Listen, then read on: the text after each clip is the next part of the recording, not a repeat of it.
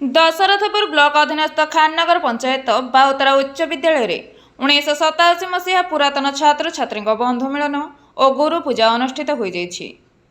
प्रथमे माँ सुनामुखी दर्शन पर अतिथि माने एक विशाल शोभायात्रा विद्यालय पहुंची।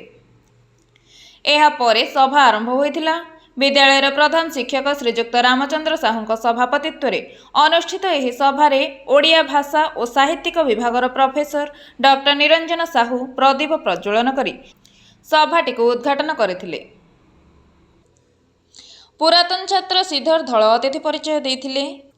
यह पर विद्यालयर कुनी पिला स्वाति प्रज्ञा महारणा नृत्य परिवेषण करथिले। अन्यतम सम्मानित अतिथि भाव विशिष्ट कवि और लेखक श्रीजुक्त रामनारायण शर्मा अभिभाषण रखिथिले।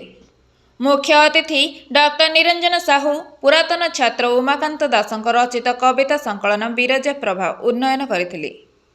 सम्मानित अतिथि और मुख्य अतिथि समेत समस्त अवसर प्राप्त शिक्षक और शिक्षयित्री मानकु उत्तरीय और मानपत्र प्रदान करी संबर्धित करा जायथिला। ଏହି କାର୍ଯ୍ୟକ୍ରମରେ ପୁରାତନ ଛାତ୍ରଛାତ୍ରୀ ତଥା ଉପେନ୍ଦ୍ର ଦାସ, ଶ୍ରୀଧର ଜେନା, ବଳରାମ ମଲ୍ଲିକ, ରମାକାନ୍ତ ମହାରଣା, ଭୋଳାନାଥ ସାହୁ, ସୁରେନ୍ଦ୍ର କୁମାର ସାହୁ, ସୁନୀଲ କୁମାର ଦାସ, ଅମରେନ୍ଦ୍ର ନାୟକ ପ୍ରମୁଖ ସହଯୋଗ କରିଥିଲେ। ସଭା ଶେଷରେ ଉପେନ୍ଦ୍ର ଦାସ ସମସ୍ତଙ୍କୁ ଧନ୍ୟବାଦ ଅର୍ପଣ କରିଥିଲେ। ଯାଜପୁର ଜିଲ୍ଲାରୁ ସତ୍ୟରଞ୍ଜନ ସାହୁଙ୍କ ରିପୋର୍ଟ, ଓଡ଼ିଶା ଏକାମ୍ର ଲାଇଭ୍।